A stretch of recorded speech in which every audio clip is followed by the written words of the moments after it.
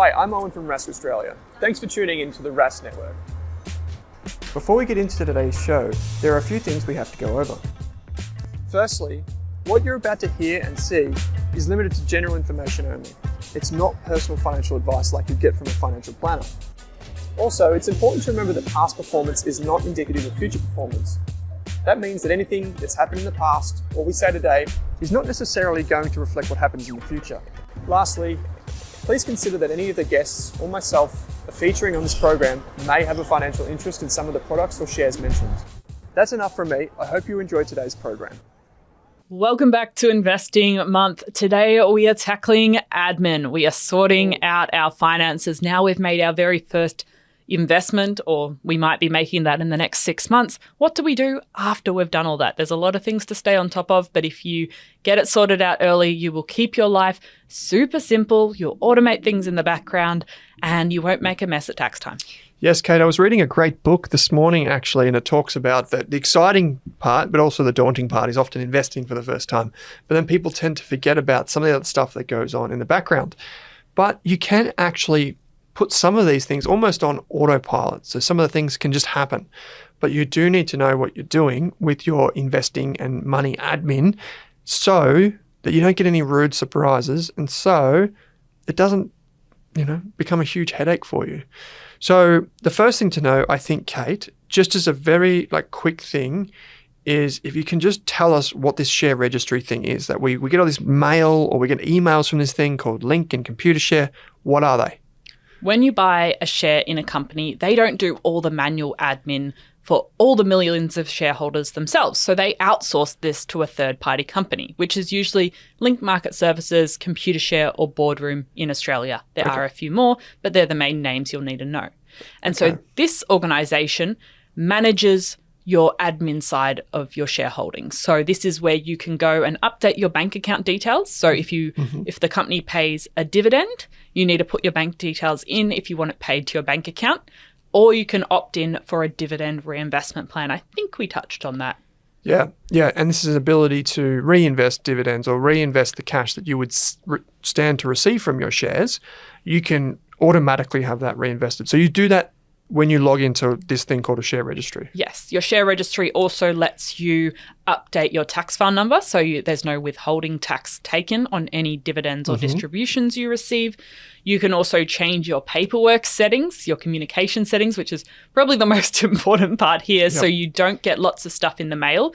You can turn on that you're happy to get things via email. So when there is an annual report, there is a distribution paid, there's statements at the end of each financial year. This is sent to you via email instead of in the post. Yes, I like this. Okay. The key thing to understand here, though, is we don't choose the share registry, do we? No, the share registry, the company chooses the share registry, which chooses you, basically. So I'm going to give a hypothetical example. I'm an investor. I buy shares in BHP, one of Australia's biggest companies, through my brokerage account. Now, in that instance, BHP has chosen the share registry. So that could be Computershare or Link or Boardroom. Those are the three popular ones you just mentioned. The broker didn't choose them. BHP did. So that means if then I go and buy another company, like say I go and buy Commonwealth Bank, they might choose a different one. Yes. So I need to log in two separate places. Yeah. A lot of people wonder why they can't put everything in one share registry account. Why can't everything be in Computershare? And the reason is because the company or the ETF provider chooses which share registry to use. So often you'll have to keep track of a few different logins and accounts. And when I have, say, for example, in my example before, I had BHP and CBO. If they both use Computershare, would I need to log in twice or once? If it's from the same brokerage account, as far as I know, you only have to log in once. Okay. And you can manage all your holdings in one place. Okay, that's a lot easier then. Okay, so I don't need 100 different logins with 100 different codes or whatever. And I can manage it a bit more sensibly. You can create an account on each of these platforms, by the way, and that's probably an easier way rather than just managing it ad hoc. You can actually create an account, which does save you a bit of time. So these aren't the only records. This is just as it relates to ETFs and shares. There are many other records, okay? I know you're studying law at the moment, so you would be right across this, but what are some of the other things that people might need to keep tabs on? We won't go into it in too much depth here. We've done separate episodes on these, But what are the things that people should know about? In your share registry, if you purchase an individual company, you'll also receive details about annual general meetings. So a company will get everyone together once a year and talk about how the company's done this year, answer investor questions, and often you'll have a chance to vote on key issues. I love AGMs. I actually love them because you get to see what your company's actually doing. A lot of people don't do this until a few years in, but what they might do is they might make an investment in a company. For example, they do all their research, like we teach them and we show them how to do it. But they've never actually been to the factory, or they've never met the management, or they've never met the CEO, or even spoken to the company. And they realize that their investment's actually done pretty well. And all of a sudden, it's worth taking a day off work and going to the AGM, and the company will speak for 2 or 3 hours about the strategy. They'll answer your questions, etc. You can even speak to them. You have a right as a shareholder to ask questions. If you're not a shareholder and you go along, sometimes you can still go along. You just can't ask questions. And so you go and do that. And during COVID, a lot of these meetings were online and the share registries had to facilitate all that. But basically what happens at these meetings is you get a chance to hear from the chair who oversees the board and the CEO. And then you get a chance to hear from the CEO and their management team of what's actually achieved and what they're working on right now. And then there's what we call the formal part. Now, in the formal part of an AGM, this happens every year, the board of directors has a strategy. And they have to tell you what the strategy is, and you may get a chance to vote on that. And obviously, you may be a very small shareholder, but if enough shareholders bandy together, you can actually overthrow those decisions. And this happens. It happens quite often. And another thing to keep in mind is that at that, you will also elect the directors. So you as a shareholder can vote for or against. But again, you have the right to ask questions. In Australia, we have the Australian Shareholders Association, or the ASA. They're the biggest body that kind of get people together. They're actually a sponsor of our Investors podcast, and it's a wonderful relationship because our community can take part in AGMs and meetups and talk about these things. But this is something that people don't talk about, Kate, because they don't understand how that works. You don't need to go to the AGM to vote.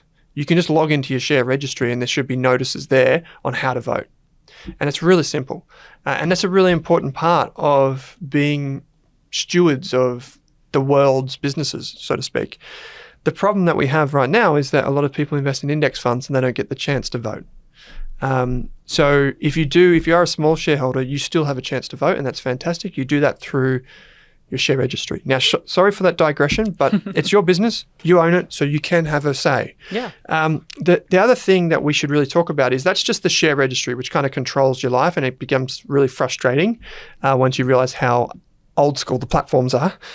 But there are so many other records that people should probably keep a track of, Kate, when they're investing. Yes. Tell us about these. So probably the first one is I like to keep records of when I buy something, what I buy it for, how much it costs, things like that. And I use a platform called ShareSite to do that. There's also a platform called Navexa. Yep. You can also use, or some people just use the classic Excel or Google Sheets, or they get good data from their broker, because down the track when you go to sell things, you need to know what you purchased it for and what you sold it for to calculate your tax matters. Yes, you do. So you keep records because you're going to have to pay tax and you have to lodge that with the ATO. Yeah, it's your responsibility to keep accurate records. Yeah, and if you invest in an ETF, you will receive a member statement at the end of the year from each ETF. And what that effectively shows you is your tax position, which you can hand to your accountant or use as part of your own tax return. It has like the numbers next to where it needs to go. Yeah, so make things easy. If you use an accountant, the easier it is, the less they'll probably charge you. Okay, great. So what else should we be keeping in stock? Yeah, I like to keep copies of key ID documents. I like to keep copies of any insurances I have. This might be in a folder. Some people like to have a binder somewhere safe in the house that... Like a safe, like a fireproof safe? Yeah, another family member can find if anything happens, Yep. or some sort of access to a cloud folder as well. Yeah, I put some of my ID in a secure cloud folder. So then, when you get that, we need a copy of your driver's license. I've just got it there. I can just drag and drop it and away we go. Yeah, copies of your will and power of attorney if you have that. Yeah. Well, hopefully the original. You need to know where the original is. So make sure that's somewhere safe, or it's with a lawyer, or it's with the will bank if you have one in your state. Yeah, so this is important not just for share investors, because they need to know what happens with, what are they going to do with your shares if you die? Who are they going to go to? Someone could just challenge that. But you also need to have this for property. if you own a property or you have cash in the bank, or if you're in a relationship and let's say, for example, you guys split up, you want to keep accurate records of things like that. You want to be able to update your wills. You want to know where this information is stored so you can get your financial house in order. And that's not even go to the other side of where this gets quite nasty. But having good records is really important. Now, your will could be stored with your lawyer. There is some state bodies also have an ability to store this. If I'm not mistaken, I'm talking out of my book here. This is your side of the table. When we interviewed a lawyer on the podcast a few years ago, they definitely sounded like Victoria and a few other states had will banks that you could lodge your will in. Yeah, so that's like a service that enables you to just draw on it straight away and you know where it is at any one point in time. The other types of things you want to keep tabs on are all the different brokerage accounts. Yeah, I like to keep a rough list. It doesn't need to have the value in it, but what different accounts do I have money or investments in? So if anything happens, someone can find them and it's not some terrible effort going through emails to track things down. So I'll list down active bank accounts that I'm using, active brokerage accounts, other investments I have where my super is, so that if anything happens, it makes it easier for someone to go and track them down. Yep, sounds great. Okay, so we've got all of these different documents. We can store them in a safe place. Some people call this statement of assets, where it's like you just have a list of all the stuff that you have and you can update it once every year or twice a year. Other people then have what we also call an investment portfolio statement. And from an admin perspective, this might sound boring, but it's probably the most important thing you could probably have.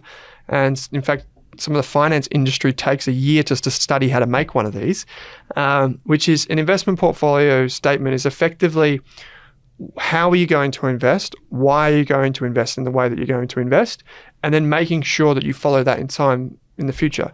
Because a lot of people, and we've talked about this many times, Kate, they end up what we call collectors. They end up as collectors. A collector is someone who starts investing and they go, oh, well, I'll grab a little bit of those shares and I'll grab some of that ETF and I'll have some of that one and this one, oh, a bit of Bitcoin, chuck that in there, and then this one. And then within 3 years, their tax situation is a mess. They have no strategy. They've done poorly on most of their investments and they're wondering, well, this whole investing thing doesn't work. And it's like, well, of course it doesn't work if you're going to do that. So what we say to people is get a plan. It could be half a page. It could be 2 paragraphs. Why are you investing and what do you intend on investing in? That's another record that you should keep. It's a piece of admin, but it is the reason that you invest. It's kind of like your bumper bars. If you try and do something silly, you can pull this up and you can go, hold on a second. I said I wouldn't invest in, I don't know, Bitcoin, for example, and yet I'm thinking about doing this. Why? And that's another record that you can keep alongside your statement of assets.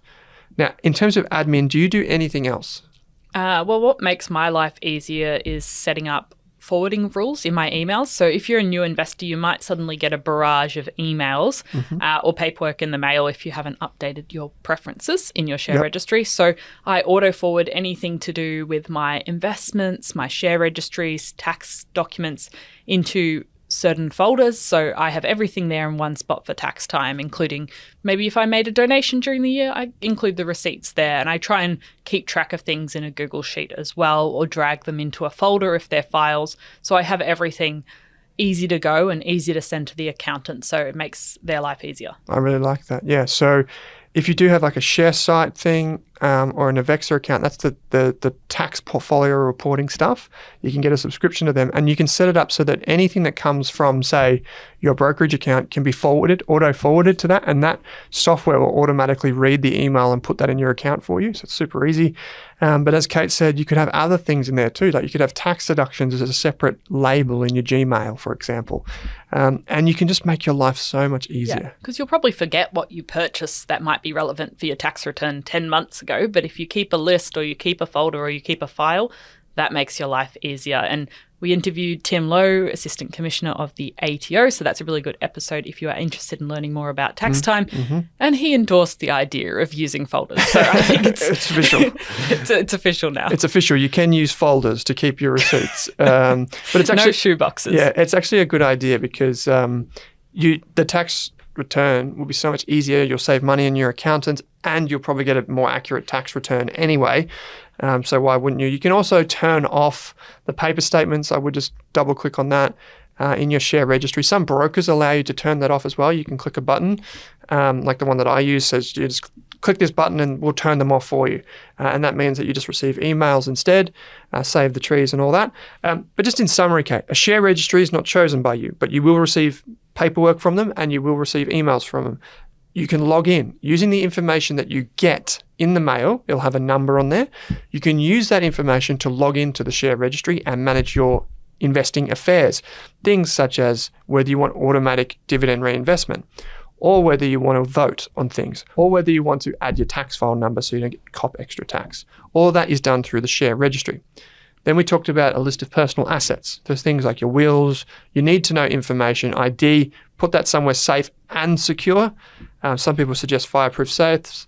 Others suggest storing it with your lawyer, whatever the case may be. Really important, really important. It's housekeeping, but it's important because it will make your life so much easier in the long term. Yeah. And another reason that's less investing related, but just going to save you a headache is having these account numbers and knowing your key passwords when you go traveling. So when you lose your phone, like I did, you can actually get back into some of your accounts because I don't know about you, but a lot of my passwords and logins to different accounts autofill. Yep. So if I didn't know those details myself and have some way to access them, it would have been very challenging and I would have not been able to access a lot of my money overseas. So absolutely. Make sure you have some way to access things if you're traveling and have backups. Yep, absolutely.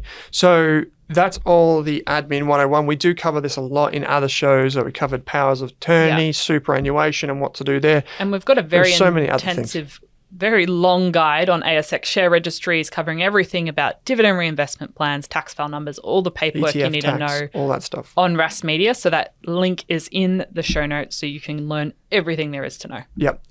There is a bit to it, but it's actually, once you're on top of it, your life's a breeze and it's secure. Kate, that was good fun. Thanks for joining me. See you next time.